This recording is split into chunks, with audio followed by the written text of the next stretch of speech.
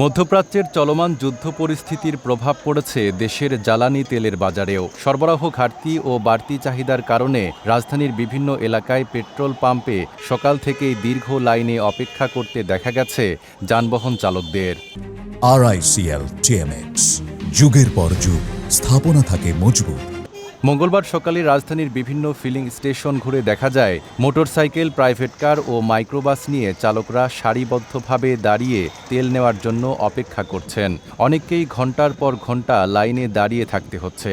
তবে নির্ধারিত সীমার মধ্যে জ্বালানি তেল সরবরাহ করা হচ্ছে বলে জানিয়েছেন চালকরা। সকালবেলা 9টা বাজে আসছি। গতকালকে আমাকে বলা হয়েছিল যে সকাল 11টা কি 12টার মধ্যে গাড়ি এসে পড়বে। এই জন্য আমি সকাল 9টা বাজে এসে লাইনে দাঁড়াইছি। এখন বেলা বাজে প্রায় কয়টা, এখন বাজে 1:40। এখন আমি তেল পাইনি। তেলের গাড়ি আধা ঘন্টা হয়েছে আসছে। তেলের গাড়ি আনলোডিং হবে, তারপর আমরা তেল পাবো। এখন আমি রাইড শেয়ার করি। আজকে আমার রাইড শেয়ার পুরো টোটালি অফ। যদি তেল পাই তাহলে রাইড শেয়ার করবো, নাহলে আজকে আমার টাকা পাই।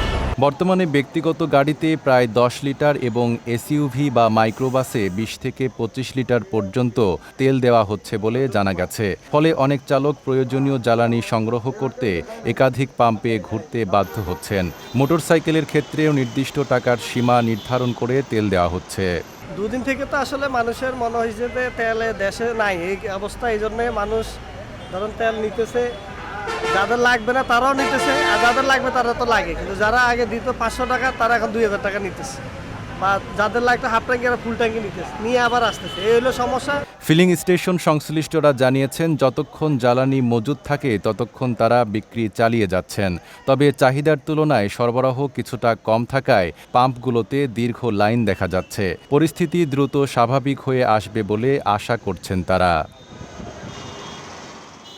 নাইম আরাবী, ঢাকা পোস্ট।